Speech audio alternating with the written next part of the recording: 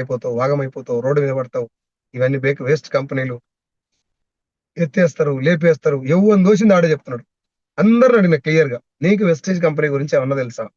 తెలుసు, నాకు తెలుసు, అలా ప్రొడక్ట్లు ఉంటాయి, కొనుక్కోవాలి, వేరే వాళ్ళకి అమ్మాలి. సరే, నన్ను అయితే ఎవరు నమ్మమని చెప్పలేదు, నన్ను మాత్రమే కొనుక్కోమన్నారు. బిజినెస్ ప్లాన్ ఏంది నీకు తెలుసా అంటే తెలియదు. డైరెక్ట్ సెల్లింగ్ కాన్సెప్ట్ ఏం తెలుసా? తెలియదు. ఓన్లీ డబ్బులు ఎట్లా వస్తాయో తెలుసా? తెలియదు. కంపెనీ ఆడుందో తెలుసా?